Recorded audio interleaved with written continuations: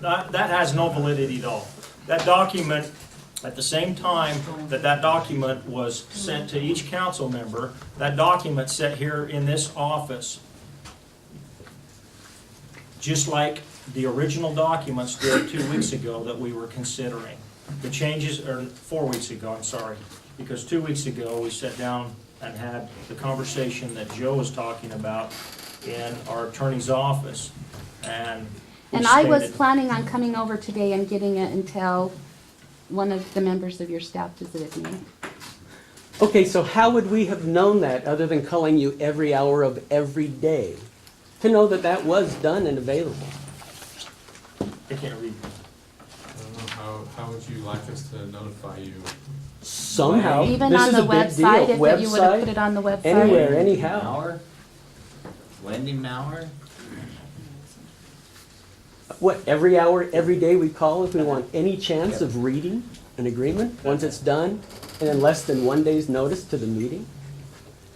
I'm sorry, I cannot read this name that's... Angie, you're good with that, yeah. Dorothy Mock. Ah, see, I knew you could do it. You're married to I can read upside down. a medical man who's used to scribbling. Dorothy Mock No, and Susan Savage.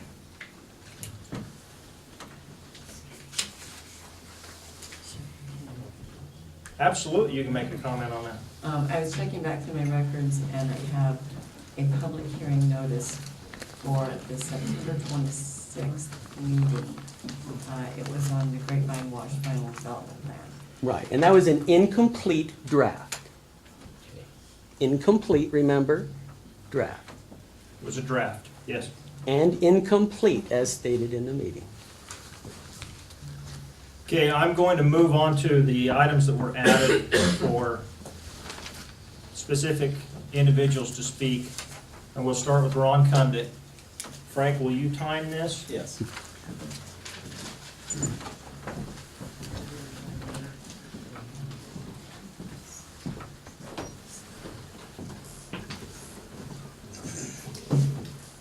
Thank you. I am Kendrick, I live in Silver Reef. I've been out in the cold for a little while, kind of put a cloud on this thing tonight. And I guess part of it is my concern about litigation on it. And I hate to see the divorce before we have a marriage. But that's, I think, it's better. The first thing I want to talk about is the procedure on this. The procedure, which is laid out in the agreement to review this, is that the developer will submit his application. There will be a public meeting, the town can review it, the public can review it, and then there'll be a vote on it. My understanding is the last time we got about that far, and then the agreement was tabled. Now, the agreement was tabled is the agreement that we reviewed and understood.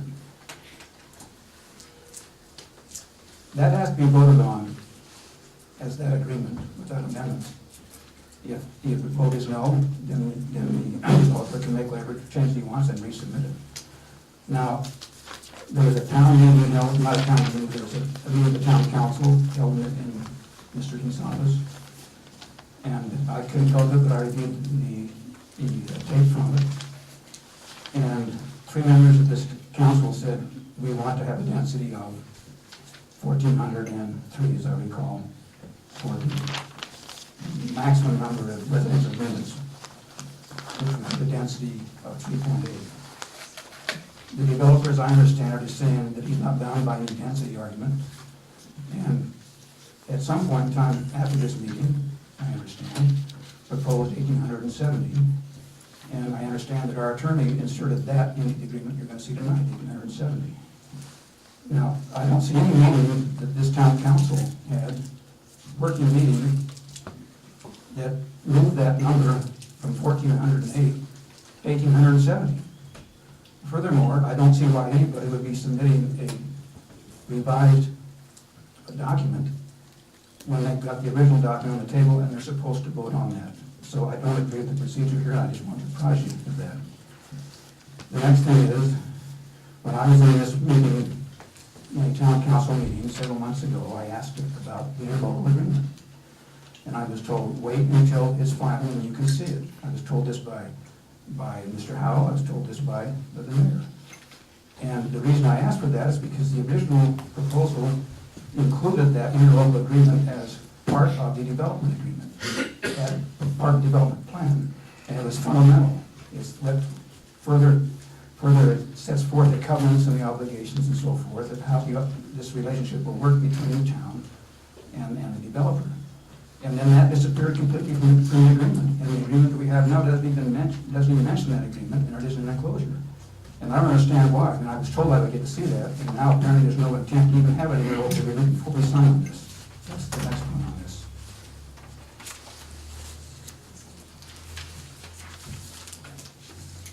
We've talked about density, and there is obviously some misunderstandings about density in the town. I think a minute to clear that would be helpful. There is average density for the entire development, and there is average density for the actual development. And the town is the way the agreement is structured is for average density on the entire agreement, not just on what is asked to be developed. But I suggest to you that this town council that was before us never approved an agreement which would have given, let me put it this way, if you develop 2,500 units on 370 acres, you know that you have a density that was about, pardon me, the average density would have been 6.75 on that.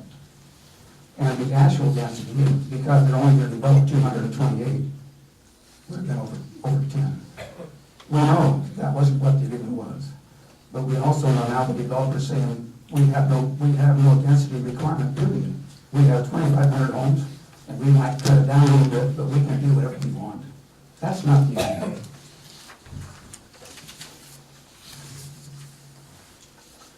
Finally, I wanted to say on the access, this property is still landlocked, and the developer insisted he's got a primary access, and the county standards for minimum access is 66 feet. And the county says that the 90 north, which is proposed is the 900 north, as the primary access would have to be between 80 and 100 feet. So the developer doesn't even have a single access.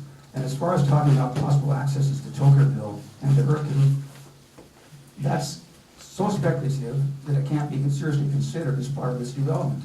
Because he has to present facts that are within a reasonable area that we can control and can make happen. And he hasn't done that.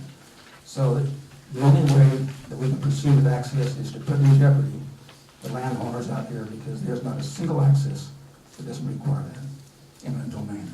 Thank you. Thanks, Rob.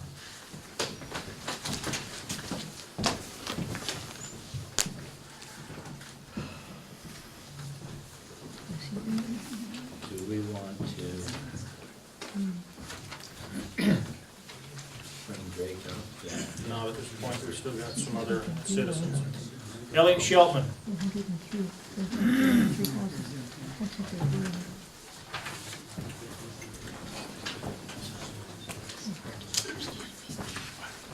Somebody sign me up. How much time do we have? Got a couple bucks here, Frank. I can give you 5 in 1 second.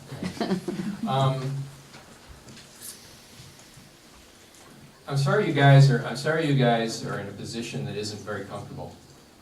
The people here are here to support you. They're not here as your enemy. They're here to support you. They know you need to make hard decisions. One particular hard decision, which is to vote no tonight. There's 2 issues I'm going to talk about. I've talked about one before, which is roads. If you have a developer that sells himself as the way this developer sells themselves as a group of people, they would do due diligence from the very beginning. They would have road approvals when knowing that they're necessary at some point. They would have those right now. You don't do something like this or this big and plan it to the point where you just go along as the project commences as it continues.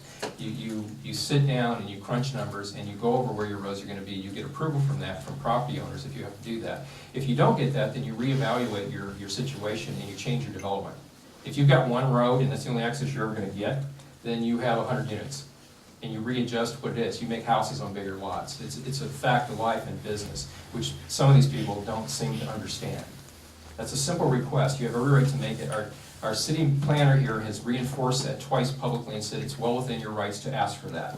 They've got one road designation, they need 2 more. The fire codes are the reason that those are put in place. You guys can put it in right now if you want, and you should.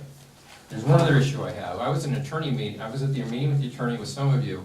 A number was put out there. It was 1,403 or 1,401 units. I've got it on disk if anybody wants to put it in a computer and watch it. That number was set by 3 council members. Our attorney wrote that down. Yes, we are, at least per our legal counsel, we are being told that we will be sued if we don't do this tonight. I've got it right here, and I'll read it to you. The developer's feedback to me was if the town council would accept all the red lines as found. That includes a new red line, which is 1,870 units. We're back to where we were 3 weeks ago. We're going backwards. That was already, we're pretty much denied last meeting, but we're there again. If that isn't accepted, if I'm in agreement with the density, then they would not judicially challenge their rights to 250 units under the annexation agreement. That number's arbitrary. It came from nowhere in particular. We know that, you know that. The meeting that came out, it's an arbitrary number. 2,600, where did that come from? It never fit the original numbers to start with. Somewhere along the line of this discussion, all of a sudden it became a set number, and we're negotiating from that number now. That number isn't even real. It's not real.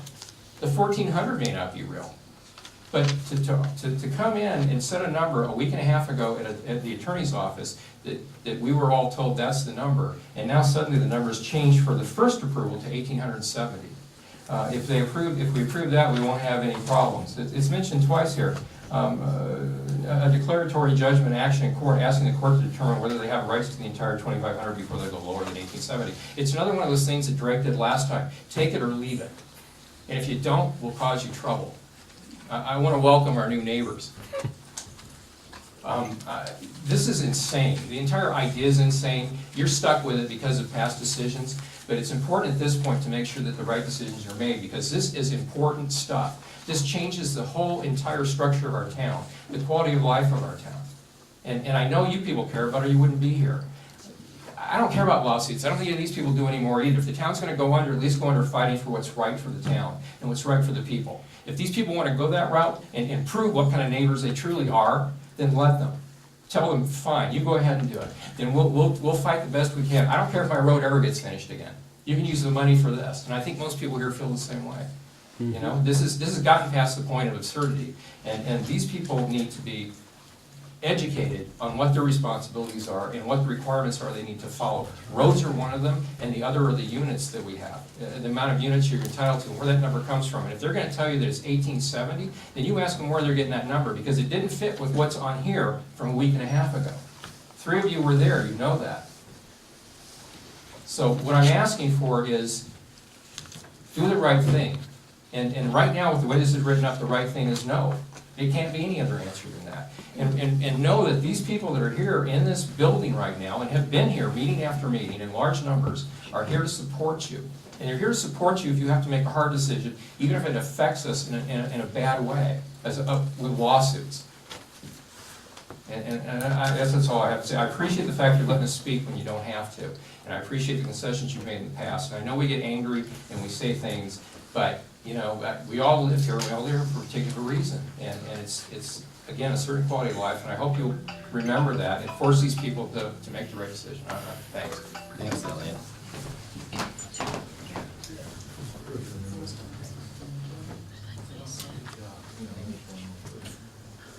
You had 5 minutes. Why can't I think of your name? You. Me? Sorry, ladies. I'd like to blame that on Elliot for getting me flushed, but I can't, so I apologize, Lee. You have to learn to point more accurately. I'm Lee Dixon. I live at 988 Bonanza Road, along with Nola, my lovely wife of 58 years. It isn't clear to me what I'm allowed to talk about tonight. I want to talk about the traffic mitigation plan. Is that acceptable? Yes, because it was agreed upon by this council to allow you 5 minutes to discuss anything you wanted to. Fine, All fine. right. I'll be very brief, and I'd like, since I handed these out to the rest of the people, I don't want you all to feel left out, so I made copies for you. I particularly wanted to thank a couple of members of the council. Joe Allen has been very helpful, Angela Rohr has been very helpful, and I've sent emails to all of you, and I have not heard back from some of you, but I wanted to thank Joe and Angela in particular. The comment that I made, and it's all, you can follow me along. If you didn't get a copy of it, I have extra copies of this to hand out. Basically, what I'm concerned about, there are four concerns. They're listed as A, B, C, and D. And I got the impression, correct me if I'm wrong, Joe, I got the impression that there's never going to be a widening of Main Street. What? A widening of Main Street, if you look at the picture on the back of this, widening of Main Street will mean for the section between Vista Avenue and Silver Reef Road, you're gonna have to subtract 25 feet from the right, from the east side, and 25 feet from the left. And if you do that, it means you gotta take some property. And if you can't chop down that big hill on the right, just before Silver Reef Road, you're gonna end up taking about 48 feet off of the Walton Plaza property. My fellow don't seem too happy about it. So I would not like to see the Main Street widened.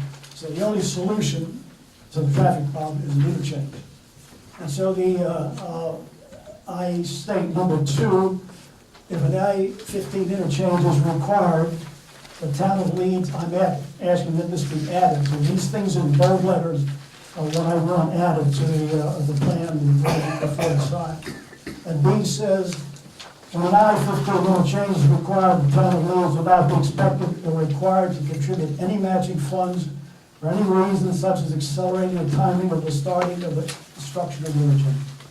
No reason why we should have to pay that. There's no benefit to us to have that interchange. Number C, it says, the interchange will be constructed at some point between exit 23 and exit 27. I've heard some talk, maybe just rumors, that they may just take exit 23 and expand it to a four-way interchange. That would be disastrous for people. It gains us nothing but a lot of headaches, and we do need to do it strictly for the grapevine loss. So it should be had somewhere between 23 and 27, and the cost of construction should be borne by the grapevine loss people. And finally, I appreciate this. Joe, he seems to know this stuff a lot better than I do, pointed out some things here to me that I was not aware of. If you look at the amount of traffic we have today, we have about 300 houses, 300 residences in Leeds, and that gets us up to about 2,000 traffic runs per day, car runs, vehicle runs. If you add 600, which would be the starting point, say at some point with Grapevine, that gets you up to a total of 3 times 200 or 6,000. And that's the limit of what an unwidened Main Street can handle. So it says, once you get to 600, you've got to have the interchange built. Now, the problem is, the way it's stated, I've got this written in bold red characters in here. It says, and I'll read it so I get it just right. Once you reach 600 from Grapevine, you've reached the limit of what Main Street can handle, and then no new home construction will be allowed anywhere within the town of Leeds proper. That tells me that once they have 600 houses up there, if I have a property, an empty lot in Leeds, I cannot build a house on it. I can't get a permit to do that. And if that happens, that's punishing the Yep. people of Leeds. It isn't just something, hey, we don't benefit from it. We're being punished because they reach 600. And I propose that the word be changed to some number lower than 600. When they reach, say, 450, that leaves the possibility we have 150 residences that could be built in Leeds as it exists today. And in fact, if you think about it, instead of lowering it to what will be 450, it should be lowered further because the traffic on Main Street won't just be cars going back and forth to work. It's going to be the people that drive construction vehicles, people that drive delivery trucks, UPS, all that kind of stuff, because of the businesses in that development. So that number should be 300. And what I'm requesting is that the businesses are being constructed in the early phase of Grapevine, The maximum number of allowed residents must not exceed 300 before requiring the construction of interchange. Time. Thank you. Thank you very much.